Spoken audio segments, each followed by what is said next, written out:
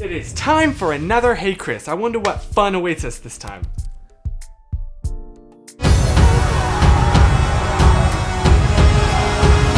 You have serious life problems. I have all of the confidence and ignorance of a straight, privileged white guy. Put them together and what could go wrong? So I've been dating my boyfriend for 7 years now and known him for 11 years. I really want to get married to him and we have the ring. It was my grandmother's engagement ring, but I have left it with my parents, so he will have to ask them for my hand to get it. I see what you did there. Well played. We were talking recently about why he hasn't done it, and he said he's scared to ask them. My parents love him and I don't know why he's scared. I feel as though I'm going crazy and I get sad that sometimes he doesn't want to get married, but it's very important to me. What should I do? I mean, if you guys have been dating for 7 years, like I'm sure that the concept of marriage has come up between him and your parents, right? I mean, you've known each other for 11 years, like I'm pretty sure there's no topic that you could possibly avoid talking about for that long. But to be fair to the dude, it's already intimidating, not just intimidating, terrifying enough to ask for the parents' blessing in general, not even to mention when they are in control of the ring that you will use to propose with or not. So I can understand his timidity. So here's what I would do, little scheme here. Inform your parents about this whole situation and then have them invite him over for dinner and have them be the ones to begin the conversation. Because it's a lot less intimidating to contribute to a conversation rather than to be the one to bring up the hugest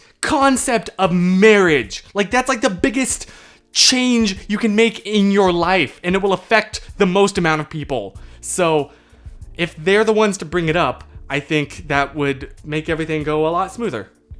And, ooh, that was a good snap. And fill me in on how this goes. How are you doing today? Well, I woke up at 6 a.m., which is a little bit unusual, and I made myself some coffee, which I haven't had in like 2 weeks, and so I'm feeling really freaking great. Why don't you have a Hey Chris every week? Or every day? I like this show. Well, thank you. It actually used to be every week, but to be completely honest, man, the problem is I just like, I get enough questions to make it every week. I barely get enough for the month. So, if you have questions or any, no, I'll save that for the end. Thank you for showing me how much I like pun jokes. You and me both, man. My family makes jokes a lot, but most of their jokes are making fun of each other. And personally, I don't find it that funny. Okay, so quick little confession here. I'm one of those people that will, if I really like you, I will show that by roasting you lovingly. But that has bitten me in the butt a few times because in the past, when I meet someone new that I really like and want to accelerate the friendship with them, I have roasted them too early and just been a jerk. So, since my family makes fun of me a lot, I don't really like hanging out with them a lot. I'm 13 and homeschooled, so I only see my friends once a week at my youth group. And that's if they come. I don't have any social media. If I did ask my mom if I could get Instagram or something, I'm pretty sure she'd say no. But if I don't ask her and I just get it, I'm pretty sure she won't get mad. But also, if I did get it, my brother would make fun of me. I know I shouldn't care what people think of me, but everyone around me is negative. And if I told somebody that I just think the jokes they make are mean, they probably would just make fun of me for saying that. Anyway, what do you think I should do? And I want to say right off the bat, like, what you're feeling is completely valid, and you don't, like, you shouldn't have to toughen up because people are constantly making fun of you if that hurts your feelings. And the reason I told, like, my whole experience is because it sounds to me like these people are just like having fun and there's no real ill intent behind it. And so I genuinely think like if you bring it up to them, they will probably stop. And if they don't, that means they're in the wrong, not you. There's this toxic sense of like sensitive people just need to toughen up for the real world. But that's absolute, being sensitive is a good thing. And if people make fun of you for that, I'm so sorry, but you do not deserve that at all. But also I will say my parents were very insistent that I don't get any social media until I turned 18, which I hated in the moment, but now that I look back on it, I'm very thankful, so there's that too. My girlfriend and I have watched quite a few of your videos. It is great to see other couples working through long distance. I was just wondering how you guys are coping with this crazy virus. Oh, thank you. I feel kind of guilty saying this, but honestly, it hasn't really changed my routine too much because like I do a lot of stuff from home here at this desk, and it hasn't really affected me and Susan's relationship because like we already couldn't see each other IRL. So my girlfriend is in Thailand and I am in Australia, and we got together in November last year.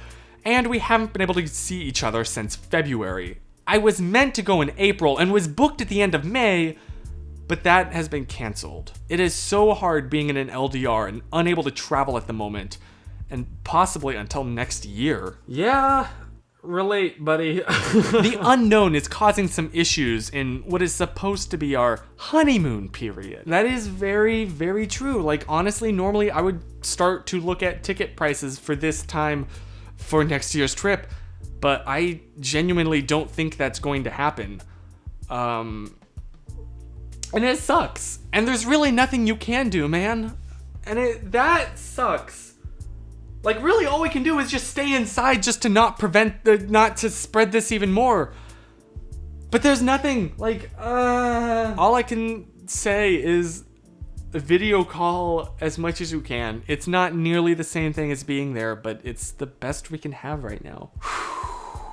That's incredibly depressing. Let's move on to a happier one, please. So as you may know, I visited my LDR boyfriend last December. He wants to visit me this time. He said it will take him 2 weeks up to 3 months just to make the passport. So 3 weeks passed, and then all of a sudden, coronavirus came in with perfect timing for us. Oh, yeah. Yeah. His mood changed completely. I don't know what's going on with him, because when I try to talk, he's not responding to me. He's not answering my phone. He's just ignoring me, and we used to talk with each other every day for almost 2 years now. I don't know if he's just feeling low, or maybe he has some serious mental issues like depression or something. I feel like we're drifting apart. He said sometimes he's not sure if I really love him, even when I'm saying it all of the time. So how the word can I prove that? I don't want to wait a week or longer until he'll call me again. It kills me inside in the way he's treating me. I feel like an LDR is just too much for him to handle. Maybe he doesn't want to be with me anymore, or he's not patient enough.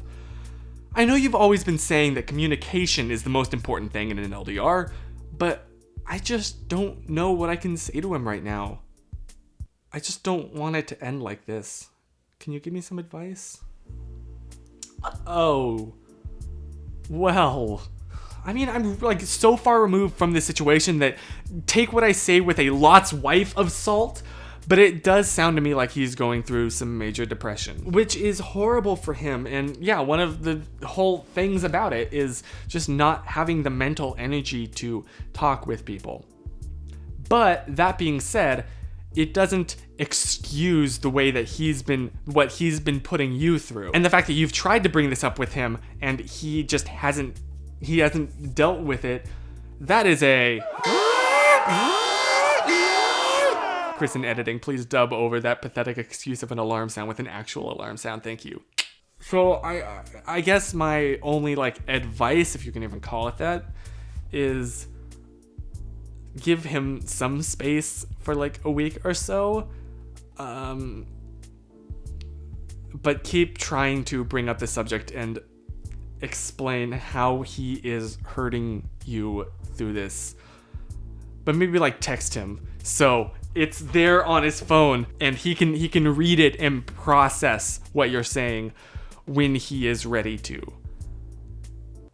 But man, that's a very hard situation. That is a very hard situation. And please keep me updated because I know the person that sent me this and they're incredibly sweet and I could not bear the thought of them getting hurt in any way. So I'm so sorry. I'm so sorry. Boy, this was we're just ending on a very depressing note, aren't we? We started out so high and then it just... And now it is the foretold time. If you have questions or need life advice, email me at chrisporterhoward@gmail.com. Yes, I still use Gmail. I could pay for a domain, but I don't wanna. And I will answer your question because I'm desperate for content. Please. Stay positive. Oh, I need my phone for this. I gotta read. I gotta read. I gotta read. I don't know what that was. I don't think I do. I don't know what that was. Now I ask you, man, do you? I need to stop.